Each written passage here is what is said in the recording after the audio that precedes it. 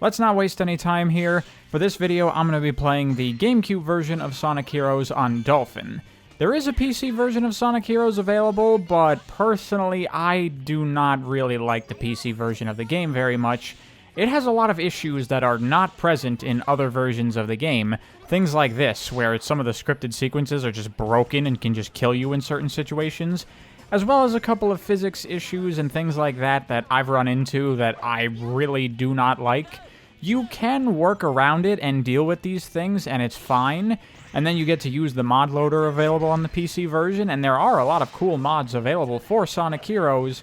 But personally, the issues present in the game currently on PC, I don't really find acceptable, so I'm just going to be going with the game on Dolphin. Now for the game itself, Sonic Heroes is a very interesting Sonic game to me, because following Sonic Adventure 1 and 2, Sonic Team did not opt to make a Sonic Adventure 3, they instead wanted to do something different. And in many ways, Sonic Heroes is actually kind of going back to basics for the Sonic series. Because, you know, the adventure games were doing a lot of new things for Sonic, a lot of experimental stuff, going in a lot of places that you might think is not necessarily appropriate for the Sonic series, and doing a lot of things that just kind of don't feel very Sonic on paper. Sonic Heroes kind of does away with a lot of the things that were introduced in the adventure games and brings us back to something closer to the original 2D Sonic games, actually. Probably the biggest example of this is the fact that multiple different playstyles is gone from this game. We now only have a single playstyle for the entire game, that being the speed-based Sonic platforming. You know, the thing that you usually play a Sonic game for, and it's what you want when you play a Sonic game. There's no longer any other types of alternate gameplay with treasure hunting or mechs or anything like that. It is now a Sonic game 100% of the time. I know a lot of people did like the alternate gameplay styles and how they added variety to the adventure games, but personally, I always enjoyed the speed gameplay far more than anything else that was in the adventure games. So if you tell me that you're going to make a game 100% comprised of that, that kind of just sounds like an improvement. Additionally, structurally, this game has also been completely changed from the adventure games back to the classic style of game structure for Sonic. This game actually has zones again, straight up full-on zones with 2 acts and then a boss fight at the end. And this game even does the thing that Sonic 3 and Knuckles did, where Act 1 of the zone will introduce all the zone's level gimmicks, but then when you get to Act 2, they'll introduce even more level gimmicks on top of that, so every single act in the game feels a little bit different from each other. Very cool and very appreciated. As someone who enjoys the original 2D Sonic games more than the adventure games, the more things you can do to make the game more similar to those, the more I'm gonna like it. Even visually, the art style of the game is much more in line with what I would think of would be the art style of the original 2D Sonic games in 3D. However, despite all these things kind of harkening back more to the original 2D Sonic games, while the game may not be called Sonic Adventure 3, in terms of the core gameplay and game design, this is still very much a sequel to Sonic Adventure 2. This game definitely continues that Sonic Adventure line of 3D style of Sonic gameplay. But now it has extra layers added to it because of the team mechanic. As you can clearly see, the kind of gimmick with this game is that you are no longer just playing as one character, you are playing as a trio of 3 characters, and you're able to switch between all 3 of them on the fly. And conceptually, at least, I really like this idea of having you play as multiple characters at once, using their different abilities for different situations in the levels. In a way, I kind of see this as an evolution of things that already existed in previous Sonic games. Again, like how this game is harkening back to the classics, one of the things that was in a lot of those games was the AI Tails following you around. So taking that idea and expanding upon it of like, oh, well, what if we make it so you can switch between Sonic and Tails, and then we can give them different abilities that are useful for different things. Additionally, we can add in abilities where the 2 characters work together to do things that they can't do on their own normally, and then on top of that, we can throw in Knuckles, so now you have 3 characters with 3 sets of moves, giving you as the player way more options and things you can do in the gameplay. On paper, I think it's a fairly solid idea. However, we are certainly getting away from like the original Sonic idea of trying to make these games as simple as possible so that way anyone can play them. I mean, the original 2D Sonic games could be played with just one button. They were so easy to control. And even the adventure games, going 3D, they only added a second button to the gameplay, and they were still very simple and easy to play. But now Sonic Heroes has a whole lot more stuff going on, and I think that's one of the reasons a lot of people don't really like this game a lot. There are way more mechanics and moves that you can do in this game that the game does ask you to use pretty much everything that you can do very regularly. This is not a game where you can get by just playing as Sonic and homing attacking everything like you could in the other games. This is a game that's going to ask you to pay attention and use everything available on offer. And quite frankly, that's something that a lot of people struggle to do in a lot of games. But I'm kind of getting a little ahead of myself here. Let's go back a little bit and actually talk about what you can do in this game and how it controls. Firstly, just basic movement and physics and stuff like that is very similar to what the adventure games were, but with a couple of differences. Primarily, when you're playing as Sonic, his default top speed is way increased over what it was in the adventure games, and this is a problem a lot of people have with this game. This game often gets criticized for having very twitchy and slippery controls, and I think that's a product of just the general Sonic Adventure style of controls that have been around since Adventure 1, where because you can turn basically instantly and not lose almost any of your speed, you can very quickly redirect all of your momentum in basically any direction. And in this game, since you go so much faster than you did in the previous games, it can very easily lead to players making just slight miscorrections in their movement and veering off in unintended directions. Combine that with the collision in this game, which has you slide up against surfaces if you run diagonally toward them, which I actually like the idea of on paper, but in execution it can become very difficult to wrangle, and you have some very rough-to-control characters for a lot of people. But personally, I don't really have much of an issue with this because I've played this game so much that I'm very familiar with the controls and physics of Sonic Heroes, and I know how to wrangle the speed properly. In fact, in some ways, I would actually say Sonic Heroes has better physics than either of the adventure games did, particularly with how you interact on slopes. In the adventure games, slopes could be very janky with how they worked, especially downward slopes and how they would influence your gravity when you were in the air. There were a lot of problems with that, but now in Sonic Heroes, things are a lot smoother, and you can do slope jumps in a way that feels very similar to the original 2D Sonic games, where if you're just running with a lot of speed and you have an upward slope, you can jump off of it, and your momentum will be converted into the jump, giving you a much higher jump than you would otherwise, and that just feels very appropriate, very natural, and very Sonic. Though that's not to say that Sonic Heroes has amazing physics or anything like that. This game is still janky as fuck, and there's a lot of problems very regularly that you just have to get used to and deal with. That's kind of just a thing with most of the 3D Sonic games, especially the earlier ones. Jank is just a thing, there's no getting around it. However, overall, I do think that the game feels pretty good once you can come to grips with the speed and learn how to control it properly.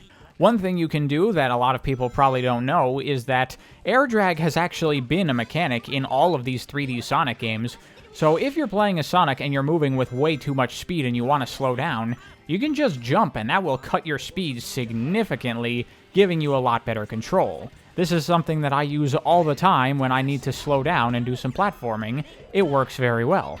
So that's your basic movement and physics covered, so let's start talking about movesets, and we'll cover this one character at a time, starting with Sonic. And this is where you really start to see that, in many ways, this very much is the continuation of the Sonic Adventure games, because Sonic has a lot of the same moves he had in those games.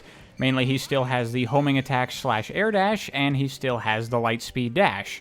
Which, by the way, while we're talking about the light speed dash, we need to address something. We need to talk about these things and what I've been calling them in all of my videos. See, the thing is, a lot of people who don't really play a lot of Sonic games, when they do come to a Sonic game for the first time, you know, they're used to other platform games and stuff like that, so they end up calling them other things that you would find in other platformers, and that actually pisses off a lot of Sonic fans. They get very annoyed if you call these the wrong thing, and a lot of people have been saying that I've been calling these the wrong thing this entire time.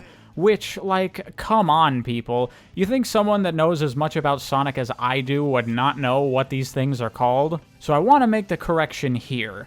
But you don't have to take my word for it, because if we go back to Sonic Adventure, there is a voice tutorial for the Lightspeed Dash, where we can hear an official voice actress and what she calls them, so we can get from an official source what they are called definitively.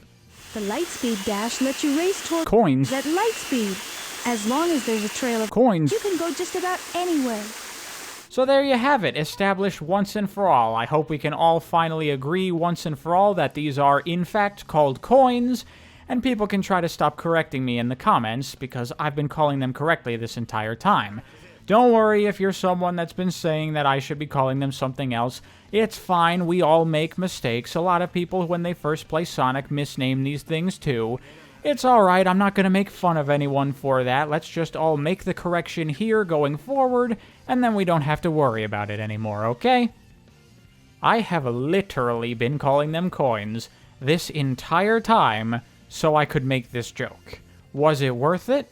Probably not, because now all of those videos are going to have me calling them coins for the rest of time. But you know what? It was funny to me, so that's worth something, right? And now that I've made the joke, I can finally stop calling them coins, because my god, is that so unnatural for me to say. I had to redo so many takes of things because I kept forgetting to call them coins. But now it's over, we can put that joke to rest and move forward, so back to Sonic Heroes. Yeah, the Lightspeed Dash is back in the game, and like how it worked in the previous games, you can use it to dash along trails of coins. However, it's a lot jankier than it was before. Like in Sonic Adventure 2, it could kind of be a little bit inconsistent with how it would work, but here in Sonic Heroes, it's even worse. It can be very troublesome to get the Lightspeed Dash to work correctly.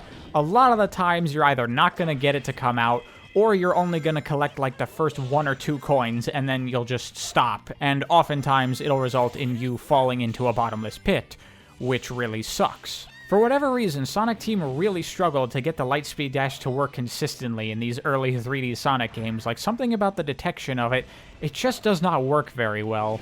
So that's it for returning moves for Sonic. However, he now has a couple of new moves replacing things that were in the previous games. Primarily, the Spin Dash is now absent from Sonic Heroes, and replacing it is this Rocket Excel move, which is very similar in functionality, but it's executed a bit differently, because this whole game's thing is teamwork, right? And so they wanted to incorporate using your AI companions in a lot of the moves and how they work. So the Rocket Excel, instead of just charging in place and then launching off, Tails and Knuckles will line up right behind you, and then one by one they will launch you off, giving you a burst of speed. In a way, this is a very unnecessary thing to implement. It's really just here because they wanted to try to force that concept of teamwork into the game. You could very easily have the Spin Dash function almost exactly the same, and that would probably be better, because the Rocket Excel is very janky and difficult to use. It can be very inconsistent because you need to rely on your AI teammates, because they are extremely janky. Like, they fail to follow along with you a lot of the time. They'll just be flinging all over the place, going off screen, dying, teleporting back to you, so many things, and their state is very relevant to how well they can help you when you're trying to do team actions. This, I would argue, is one of the biggest problems with the games, because it can result in you wanting to do a move and it just will not come out due to no fault of your own, other than the fact that the AIs are busy derping off somewhere. Like in the case of the Rocket Excel, just having Tails and Knuckles line up behind you in order to do the move correctly, they struggle to even stay in formation a lot of the time, and they'll just like jankily fly all over the place, and then the move won't work correctly. And if you try to start a Rocket Excel at high speed, or if you're already in formation and you start to accelerate, then it basically becomes unusable because of how unreliable the AIs become. Essentially, the only way you can use a Rocket Excel is from either a standstill or moving very slowly, which in a way kind of makes it feel like the Spin Dash of the original 2D Sonic games, where you couldn't just activate it at any given time, even while you were moving. And in a way, I almost kind of prefer that. I mean, I loved the Spin Dash in Sonic Adventure 1, no doubt, it was super fun, but it was also undeniably incredibly overpowered and busted and totally broke the game.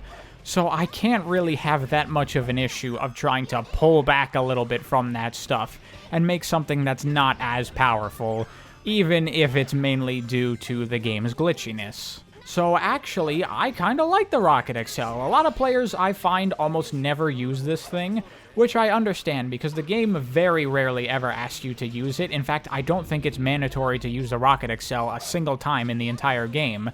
But again, in that way, it feels more like the type of moveset design that was more intuitive to the 2D Sonic games, where things like the spin dash and the insta-shield, they were not moves that the game design explicitly made for you to use in specific situations. They were just tools that you had in your toolbox that you as the player could use them as you see fit. And I personally find lots of situations where the Rocket Excel is very useful. If there's a long straight pathway where you can run down it with your speed character, well, you can kick that off with a Rocket Excel for a big burst of speed, and you can still kind of do spin dash jumps with the Rocket Excel because the speed that you have does carry you quite a large distance off of jumps. Not as crazy as what you got in Sonic Adventure, but I would say that's probably a good thing, actually. So overall, the Rocket Excel kinda gets a thumbs up in my book, minus the jankiness. That's kind of an issue. But that's more a problem with Sonic Heroes as a whole, so Rocket Excel, thumbs up for me on this move. The other ability that Sonic has in this game is the Tornado, replacing the Bounce from Sonic Adventure 2. And this move has many different applications for different things.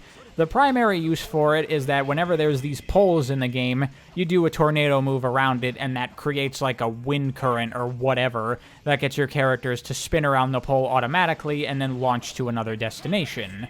And this is a pretty stupid mechanic, in my opinion. Like, this is very much in the design philosophy of Sonic Adventure 2, of here's a pole, do a tornado. Here's the thing, press the button. Completely uninteresting, very binary design. Just do the thing you're supposed to do. That's the only thing you can do in this situation. Not very good, though they do manage to crank at least a little bit of real gameplay out of this later on in the game, where they'll have poles floating in the air above bottomless pits, and you actually have to make sure that your character does do the tornado around the pole to get it to activate correctly. So it's at least a little bit of a real mechanic, so I'll give it some points. But the tornado has many other applications that we'll talk about later, but one other cool thing about the tornado is that after executing it, Sonic will pop up into the air, similar to how he will after homing attacking an enemy, and if you hold the jump button during this, then you will ascend much higher, just like you will off of a homing attack. So in a way, you can use the tornado move as a makeshift double jump. I don't know if it was intended to be able to have this function, but it's very useful and practical in a lot of different situations. And if you do the tornado up against a wall, then you'll totally skip the tornado animation and just go straight to the double jump effect, which is very cool.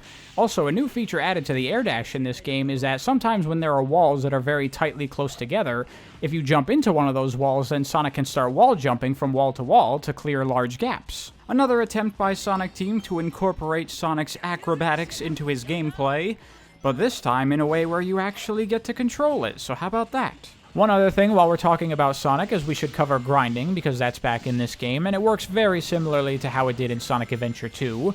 But there is one extra feature added to grinding in this game that I quite like, which is that in SA2 you could hold the crouch button while grinding on rails, and that would speed you up. And it was kind of a dumb feature, in my opinion. Like, there was literally no reason not to be holding the crouch the entire time while you were on rails, other than, I guess, if you wanted to intentionally go slower.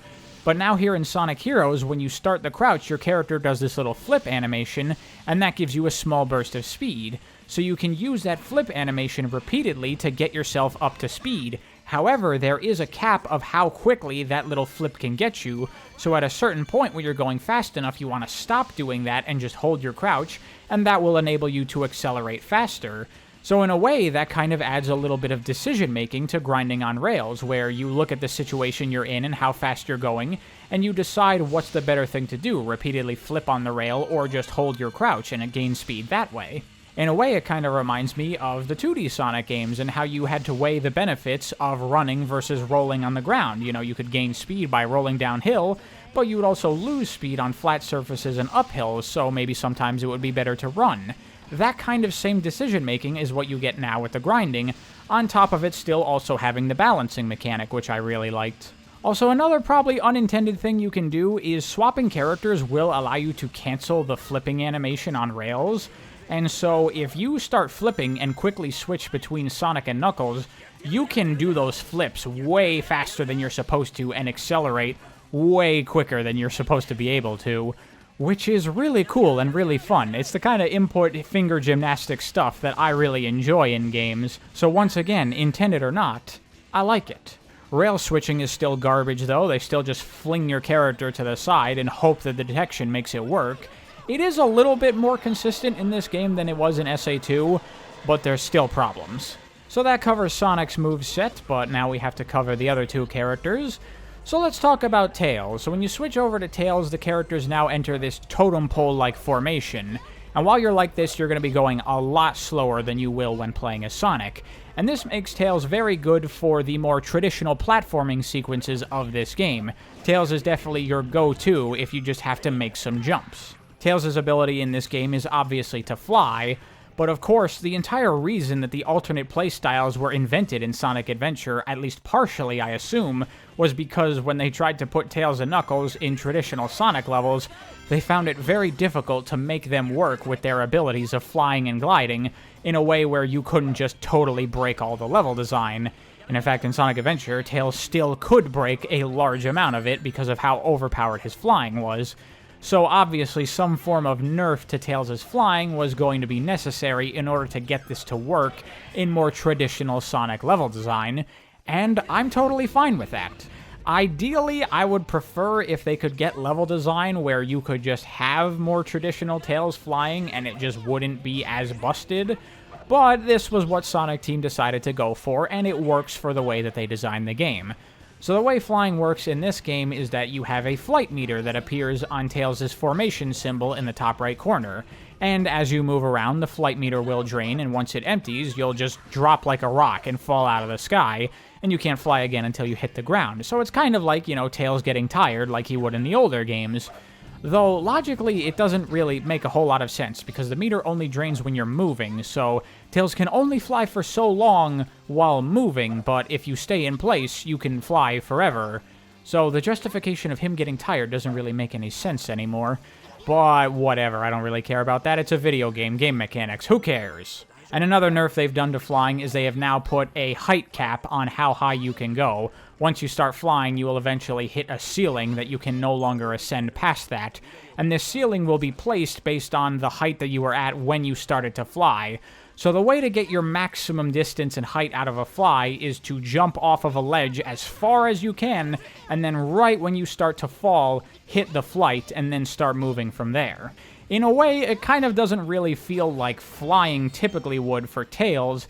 It feels more like some sort of air control dash kind of thing. It's a little bit odd, but it does work, and it feels very, very good. Like, a lot of people say that Sonic is very slippery and too fast in this game, but Tails controls really well, in my opinion, and you can very precisely maneuver him without much issue at all, which is why he is definitely the character you want to use for a lot of the platforming sequences. And another benefit that he has is he can activate his flight off of any time he's in the air, not just jumping. So if you ever need to do some precise maneuvering over bottomless pits, which happens very frequently in this game, playing as Tails can take something that would normally be very dangerous and scary and make it very safe and worry-free.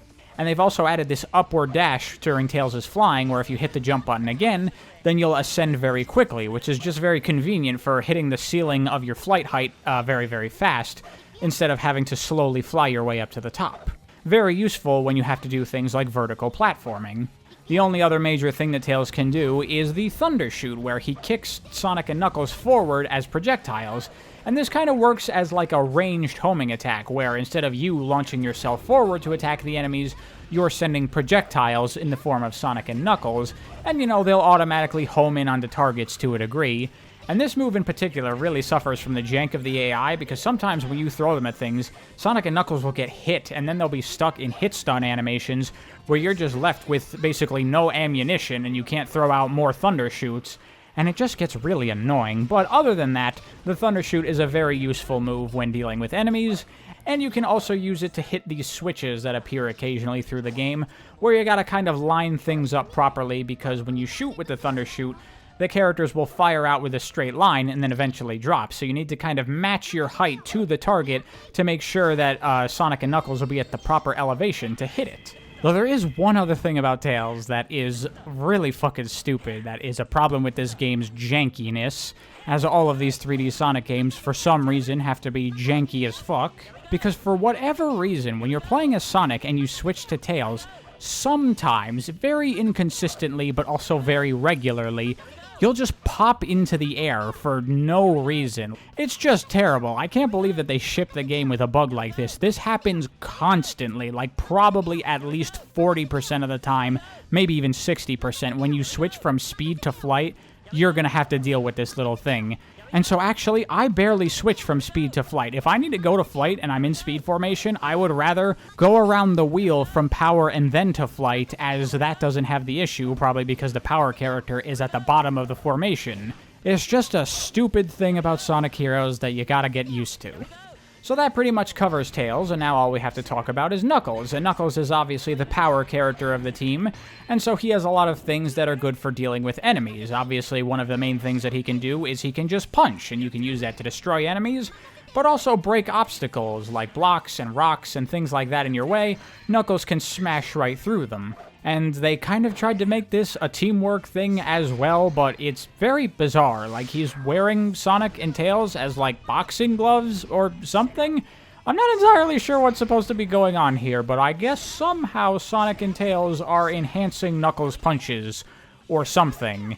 And of course, he also does have his gliding, but like Tails is flying, that has also been nerfed into the floor, because it's not really a glide anymore, as much as it is a hover, where you just slowly descend, but you're not going to be going very far horizontally anymore with it.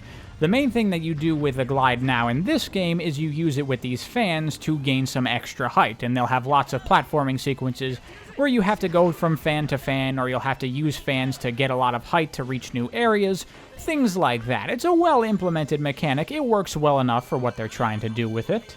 And also, unlike Tails' flight, it does preserve your momentum when you're moving at high speed, so you can use it to cross some very massive distances if you get crafty.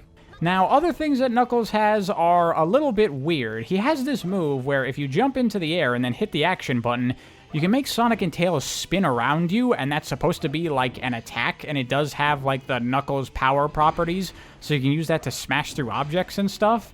It's just a very weird thing that's very difficult to use, again, because of the unreliability of the AIs.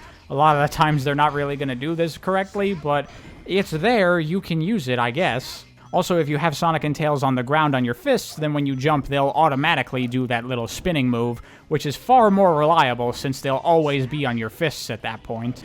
Honestly, I don't really know why they put this move in the game. It seems very pointless, and it also makes the other airborne combat move Knuckles can do unnecessarily complicated input-wise, because you jump in the air and you hit the action button to get Sonic and Tails to spin, and then you hit the action button again in order to do this fire dunk move where Knuckles will launch Sonic and Tails down at the ground with high speed, and it will do a lot of damage, and once again, it can be used to break through objects, primarily on the floor. But the fact that you have to hit the action button twice to get access to this move just seems very unnecessary, and of course, this move also is very guilty of having inconsistency because of having to rely on the AIs. You'll have a lot of times where Knuckles will just do the dunking animation, but not actually launch anything because Sonic and Tails have fucked off somewhere. It's also worth mentioning that you can only switch characters when you're on the ground. You can't switch when in the air. And I think that's a fairly good decision, because otherwise it would be very difficult to make level design properly where you could do homing attack chains into Tails flying, into Knuckles hovering. You're definitely risking getting into like Sonic Adventure 1 territory of being able to just fly past the entire level. So yeah, that pretty much covers all the moves you can do in this game, and yeah, it is a lot more than have been in any of the previous Sonic games. And in a way, I think you could probably make the argument that they may have gone a bit overboard with adding new moves and mechanics into Sonic Heroes, because there is a lot of stuff here, and the game is going to ask you to use all of it. There are very few 3D platformers that have such a large and robust amount of moves that you can use that have so many different functionalities. Like all the previous Sonic games, you could play them fairly mindlessly, kind of just going forward and dealing with the platforming sequences as they came to you. But with this game, you cannot really be very passive while playing it. You really need to pay attention to what's going on at all times. The game is constantly asking you to switch between your 3 different characters to use whatever character is best for the current situation. You know, you want to use Sonic for speed-based sequences, running along pathways, doing homing attack chains, light speed dashing, and using poles, while Tails you want to use for more of the platforming stuff, using his flight to deal with bottomless gaps, getting to higher areas that you normally couldn't reach otherwise, using his Thundershoot to take out airborne enemies, things like that. Meanwhile, you want to use Knuckles primarily when dealing with large groups of enemies or whenever you need to break through objects, and also using his gliding on fans when the level design calls for it. And it's clear to me that in playtesting, they probably ran into the issue of players not really knowing what formations they're supposed to be in a lot of the times and not switching like when they're supposed to, because they've put these signs all over the game telling you what formation is recommended to deal with this current situation, as well as they also have these gates that when you pass through them, they will just automatically switch you into the formation the game wants you to use. They do have less of these as you go further into the game, but the fact that they're here at all tells me that a lot of players must have struggled with paying attention to the whole formation thing and using the right character for the right situation. And I think that is probably one of the main reasons that this game has had such a mixed reception. This game is fairly complicated, actually.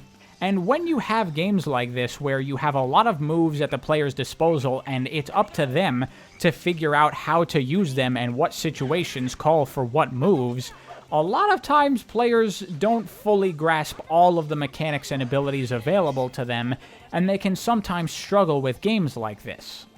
However, personally for me, I actually really like all this stuff. I love how many mechanics there are in this game, how many moves I have, and how much decision-making I need to make as the player on a second-by-second basis. Decision-making is a very large part of this game. You are constantly being asked to analyze the current situation and make a decision about what is the best way to tackle it. What formation should you be in and what moves should you use? And while a lot of the times the game will have a recommended formation for you to use, there is a lot of times where you as the player can approach things in your own way, where you can look at things and make your own decision about what you think would be the best.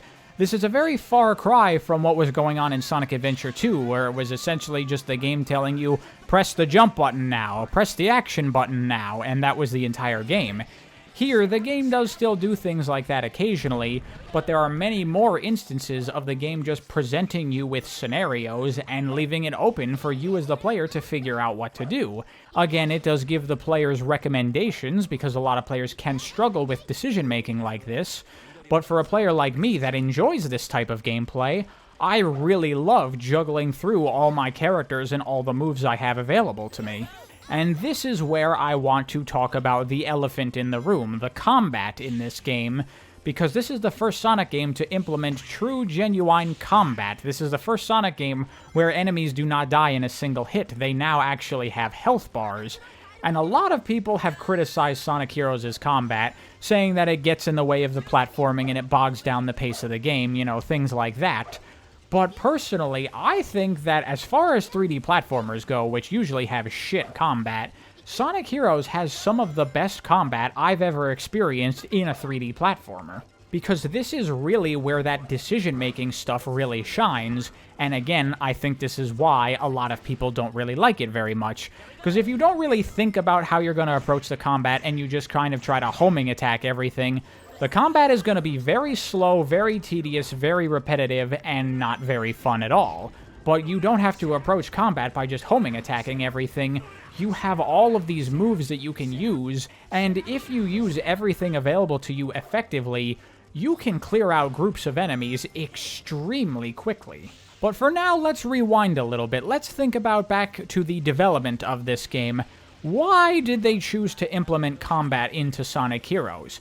I actually think that it is a fairly natural decision to implement into the game, because the whole thing with this game is expanding on the idea of having Tails follow you along, so we now have Sonic, Tails, and Knuckles, and they have different movesets that are useful for different things. Okay, well, what are we going to give Knuckles for his usable moves that make him stand out from Sonic and Tails? obviously he's gonna punch stuff. And what are you gonna do with punching? Yeah, you can break objects, but obviously you're gonna have Knuckles punch enemies. But if his punches are no more effective than using the other characters to take out enemies because they all die in one hit, then that doesn't really give Knuckles his niche now, does it? He doesn't really serve the purpose of being your combat-focused character. So we need a way for Knuckles to become the more primary combat fighter of your team. And so implementing health bars into the game and giving all of your different moves varying levels of damage makes sense, because now Knuckles can do more damage than the other characters, giving him his own niche that makes him stand out from the other two characters. But it's not just that. There are other reasons I think they've implemented the health bars into the game, because, like, now most basic enemies take 3 homing attacks to kill. However, Sonic Heroes is all about teamwork, and for whatever reason, it's kind of weird actually, Tails and Knuckles can also do homing attacks when Sonic is in charge. So if you want to take out enemies in just a single homing attack, you can, but you're going to have to rely on your friends to do it. However, this is another thing that falls victim to this game's jank, because if you're moving at any decent speed, then when you jump, one of your AI companions, at least 90% of the time, is going to fail to jump, and it's going to totally mess with the flow of things. It's a real problem. Basically, the only way you can ensure that all 3 of your characters are going to do homing attacks together is if you jump from nearly a standstill. Again, annoying, but you can deal with it. So now we've implemented combat into Sonic Heroes. We have enemies with health bars, and Knuckles can take them out in 1 hit. Sonic can take them out in 3, but if you use your entire team, he can also take them out in 1. It's more difficult to do, so Knuckles is still your preferred character when dealing with large groups of enemies. But keeping the combat that simple would not really be very satisfying, because then it would just be switch to Knuckles and fight all the enemies. You want all of your characters to be useful in combat in some way. Sonic obviously already has the homing attack, which is useful for taking out chains of enemies, and also if there are enemies high above the ground. Knuckles doesn't really have a good way to deal with that, because obviously he can only do his punches while on the ground, and his fire dunk only attacks enemies below you, so if there's an enemy at the same elevation of you, or lines of enemies that go upward, Sonic is obviously a very good option to deal with them. But also, you can have airborne enemies that are very high up in the air that Sonic can't deal with either, and this is where Tails comes in with his Thunder Shoot, where you can hit an enemy, and the Thunder Shoot doesn't do very much damage, it just does a single point, but it stuns enemies and it will knock enemies out of the air. So a lot of times you can use Tails to Thunder Shoot an enemy, knock them down, and then switch to Sonic or Knuckles to finish them off. But wait, there's more, because then you also implement enemies that have shields, and shielded enemies cannot take any damage at all until you deal with the shield. And how do you deal with the shield? Well, it depends what type of shield it is. Certain shields, your power character can eventually just do enough damage that they can destroy the shield. But some shields have a lot of health, and it would take a long time to take them out using your power character. However, this is where Sonic comes in, because he can use his tornado move to disarm enemies that have shields. On top of that, you also have enemies that are immune to the homing attack or the Thunder Shoot, such as these turtles here. The only way to deal with these enemies is to either have Sonic tornado these enemies to flip them to their undersides, or better yet, have Knuckles just punch straight through the enemy, killing it immediately. However, there are also these golden variants of the turtles who have a tougher shell, and Knuckles can't always punch right through them, so in this case you will have to switch to Sonic to flip over these enemies. And there are also eventually tougher enemies that only take damage from Knuckles at all, so you have to use him to fight enemies, and sometimes even they too can have armored helmets that Sonic can remove with his tornado. And eventually you even get variants of enemies that can only be damaged by Knuckles, including flying enemies, so you have to first switch to Tails to use the Thunder Shoot to knock them out of the air, and then finish them off with Knuckles. There's all this stuff to think about in the combat, and this is only talking about how you deal with individual enemy types, but a lot of times in the game, especially later on, you will be fighting large groups of many enemies and many different types all at once. So in those situations, again, you have to assess the current situation. Look at all the enemies, look at how they're laid out, consider the health situations, and think about what is the best way to take out all these enemies as quickly as possible. Again, this is actually a fairly complicated combat system that can be very overwhelming to a lot of players, and we haven't even talked about everything going on in the game's combat. because you also have a level up system in this game. If you look at the top right corner on the HUD, all of the characters have these little circles around their portraits, and that is to denote what level they are. Every level you will reset back to level 0, I guess, and you can reach up to level 3, and as you level up, your characters will become more powerful and gain access to new abilities. For example, Sonic, as he levels up, his homing attack will do more and more damage. Once you hit level 2, Sonic's homing attack does do 3 points of damage, so that means you can once again kill basic enemies with just homing attacks like you could in the other Sonic games. But it also means that Sonic just does more damage in general against tougher enemies too. And at level 3, Sonic's homing attack gets the wind attribute of his tornado move, meaning you no longer have to go through the long tornado animation if you want to disarm enemies and go on poles. You can just homing attack right into it and that will disarm the enemy. For Knuckles, as he levels up, not only does he do more damage, but he gets access to a 3-hit combo that gets more powerful with every level. At level 1, Knuckles will just punch into the ground for this shockwave effect, doing small damage to enemies around. But at level 3, it turns into a full-on volcano, and it shoots out these fireballs that go in a much larger area, exploding and dealing damage to anything they come in contact with. At level 3, Knuckles can take out an entire group of enemies just with one 3-hit combo because of how devastatingly powerful he becomes. By the way, another criticism people have for this game is the soft lock-on that the power characters have when they attack, because you will kind of auto-home in on enemies when you point the stick at them, kind of similar to a homing attack. But the issue is, once you hit the enemy, you will continue to move forward in that same direction, and this can sometimes cause you to veer off of the stage under your death. And that is certainly a problem, but you can actually alleviate this if you just press the attack button without any input on your stick. This will prevent Knuckles from doing his 3-hit combo, and it will stop the soft lock-on, and it will instead make Knuckles just repeatedly do a 1-2 punch. And as you can see, you move very little while doing this move, so if you're careful and if you're smart, it's actually not that much of an issue. In fact, in my entire 100% playthrough of Sonic Heroes I did for recording this video, I never once fell off of an edge due to a power character attack. Anyway, back to level ups. When Tails levels up, he honestly becomes the most devastating character for combat in the entire game. Like, combat is supposed to be Knuckles' thing. He's the power character. He's the one for fighting enemies.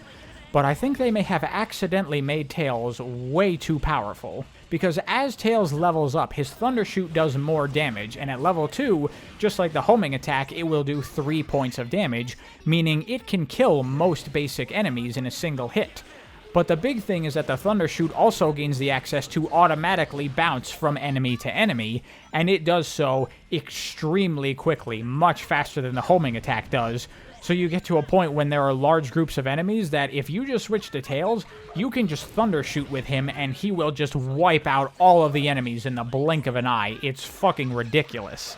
So, on top of the combat already having a lot of complexity to it with all of the different moves and how you have to tackle different enemy types, there is even additional layers of decision-making that need to be made based on what level all of your characters are currently at, because the way you level up is actually fairly interesting in this game. Whenever you hit a checkpoint, your current character will level up, so you have a little bit of control there in what character you want to actively try leveling up. And just that alone adds another element of decision-making when you're about to hit a checkpoint. What character do you want to level up? Do you want to make Tails, who's at level 1, hit level 2 so he can take out weak enemies really quickly? Or would you like to bring Sonic up from level 0 so he's a little bit more powerful and can deal with enemies better? If you've already played the level before, then what enemies are you going to be facing? If there's a lot of power enemies that only Knuckles can kill, maybe it would be better to hit the checkpoint with Knuckles and get him leveled up a little bit. The other way that you level up your characters is that every so often when you kill an enemy, they'll drop a power core, and picking that up will level up one of your characters. But interestingly, enemies will only drop power cores when they die for characters that you're not currently playing as. So again, that is another element of the decision-making that you can actively make in combat. Just in terms of trying to efficiently level up your characters as well as possible, there is so much depth to the decision-making here, and the status of what your current character's levels are influences so much about how you approach combat encounters, because of the slight RNG element of what power cores enemies are going to drop, no two playthroughs of a level of Sonic Heroes are ever really the same, because your current level situation is always going to alter how you approach fighting enemies a little bit differently. And on top of all of that, there's also the Team Blast to talk about. In the top right corner, you have this meter that fills as you collect coins and kill enemies, and once it's full, you can activate your Team Blast, which is basically a screen clear that will kill all of the enemies in a close proximity. And once again, this is another thing that adds into the stew of this game's decision-making in its combat, because if you have a very large group of enemies that's very difficult to deal with, you can just use your Team Blast to take them out right now without any issue, but maybe that's not a smart idea. Maybe you're better saving your Team Blast for later. So that is just another thing to throw into all of this shit you can do in the combat and how you want to approach it and deal with the enemies. It is not at all surprising to me that people don't like the combat of this game because it is so insanely, bizarrely complex for a kid's 3D platformer. Sonic Heroes, more than any other Sonic game up to this point, constantly has my brain going. I'm constantly thinking about what should I do in this situation, or now, or now, or now. And if you're someone who's not used to this type of complex thinking in your games, I can totally see Sonic Heroes' combat not gelling with you and the game as a whole. But personally, for me, if my enthusiasm hasn't made it clear enough, I love Sonic Heroes. This is by far my favorite of the 3D Sonic platformers in the adventure style. I like this game more than both Sonic Adventure games a lot. It's not even close, and that's probably going to be blasphemous to a lot of people. But this game is just so much fun with all of the stuff it is constantly asking you to do. Sonic Adventure 1 can definitely be super fun with all of its spin dash jumping, but it is also an extremely one-note game where you're just spin dashing and spin dash jumping all the time, and that's basically what the entire game is. Here, you are constantly doing so many different things using all the different game mechanics in so many different ways, and it's just awesome, dude. I fucking love this game, despite the fact that it's a janky piece of shit that is really broken. Now, it does need to be said that Sonic Heroes doesn't require you to think about these things in such an in-depth way like I am. You can totally get through the game playing it more passively, but you will have a more difficult time getting through the game that way. That's why I say that I think this complexity is the main culprit causing this game's very mixed reception. If you're someone like me, then anytime that I play a game, I'm always trying to improve at it. I really like digging into games and mechanics and systems and really trying to figure out everything I can do with a game, and trying to optimize and get things as efficient as possible. And so for someone like me, this game is absolutely heaven because there is so much to consider all the time.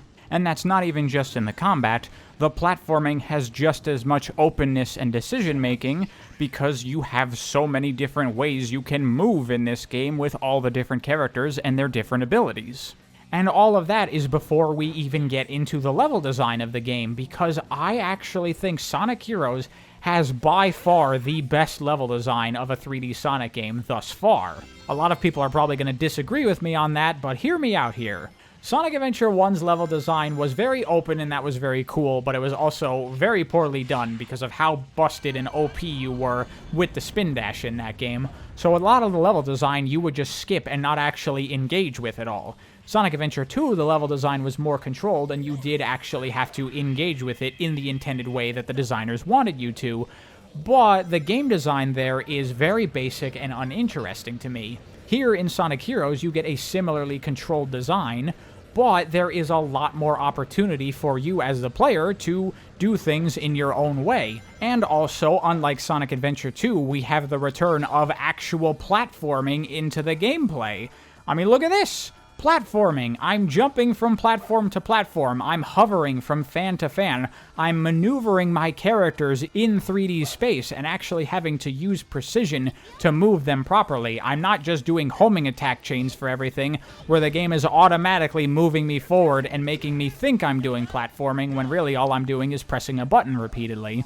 It does still have stuff like that too, but now it's far less intrusive because you do actually have a real platforming, and it feels more like an incentive to switch up your characters. In situations where you have a homing attack chain followed by a line of coins, you have to tackle that with Sonic rather than using Tails. And even for something as simple as just running down pathways, they've even managed to make that a little bit more interesting too, because they'll sometimes have things where they'll have a path split into 3 paths right next to each other, so you should switch to your power formation where your characters line up side by side, so that way each of you goes down one of the paths where you can get an item on all 3 of the paths, and sometimes the items in this game can actually be level ups for your characters, meaning you have a greater incentive than ever to try to look for items now.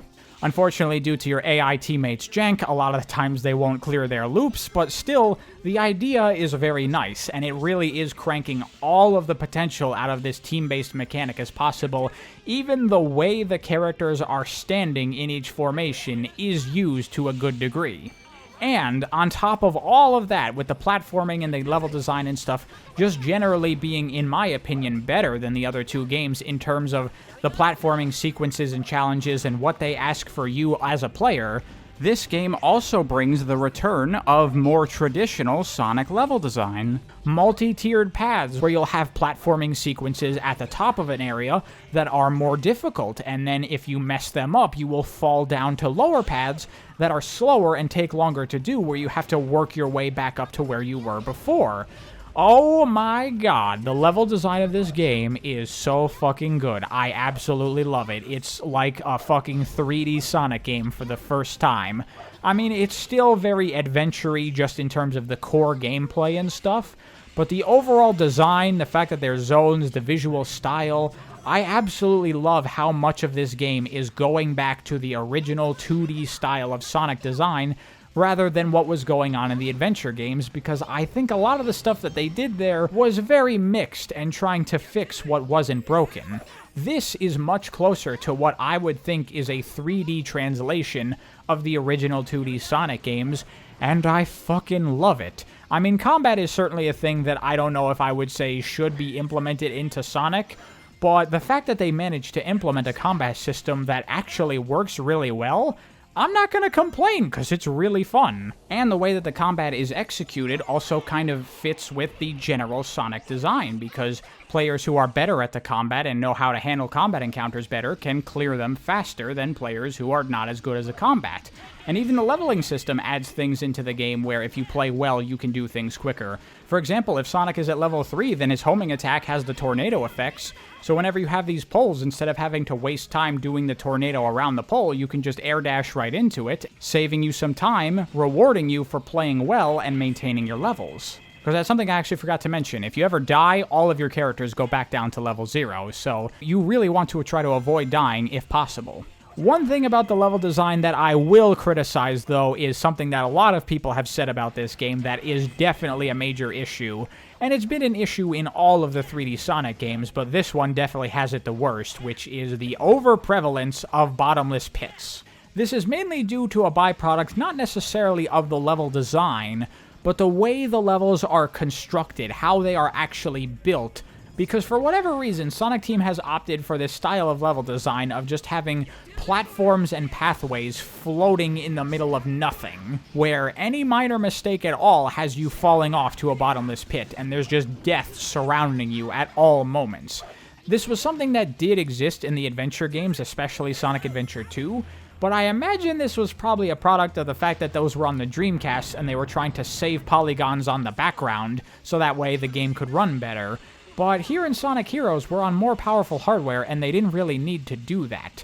Maybe they're just used to that type of level design at this point, or maybe it's because they wanted to continue to do that so they could have really long levels in this game. Because that's kind of another problem with Sonic Heroes.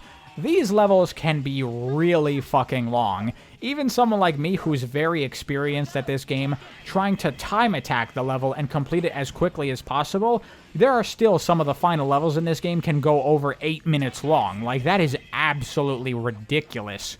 I would say like 5 minutes is the absolute maximum you want to aim for with a Sonic level. When you have levels these long, especially for new players who are not going to get through them as quickly as I can, this can be a real issue because this game does still have a live system, and if you're not playing it on a PC version or anything like that, you're gonna have to deal with lives. For me, that's never an issue, but for a new player, oh my god. Some of these levels can be so long, they can take over like 30 minutes for new players to do. And if you're near the end of the level, which can be fairly difficult sometimes actually, and there are bottomless pits everywhere, if you end up dying and losing 30 minutes of progress because you game overed and have to start the level over, oh my god, that is way too brutal to have on the players. Why would they make the levels so long? Just split the zone into 3 acts or something just to give players more breaks. Asking players to perform for such long periods of time can be extremely draining. Personally, I don't have that much issue with it because, quite frankly, I'm pretty good at this game, so I don't really make that many mistakes that often. But oh my god, I've seen new players play this game, and it can be absolutely nightmarish how often they can die and run out of lives on these super gigantic levels and lose so much progress. So the level design of the game definitely does have its faults. I'm not saying it's perfect, but the level design in terms of the actual platforming challenges and what they intend for you to do, I think it works really well and is really fun. That is kind of the major issue with Sonic Heroes overall. There are things about this game that I absolutely love and think are great, but there are many, many issues all over the place. The general jankiness of the game, the overly long and strict levels, and the bottomless pits everywhere are only a couple of them. There is a lot of stuff that you just have to cope with when you're playing through Sonic Heroes if you want to have an enjoyable experience. Really, whether or not you're going to like Sonic Heroes, I think comes down to how high your bullshit tolerance is, because this game has a lot of it. But as someone who has already put in the hours and gotten very used to this game's crap, I can deal with it no problem and have an absolute blast playing through Sonic Heroes. So I think I'm going to call it there for this video, because oh my god, it's already this freaking long, and I still have a lot more to talk about, so we'll continue on in part 2, so I'll see you then. Thank you for watching, hope you enjoyed. You know, now that I really look at them, I think they actually are rings.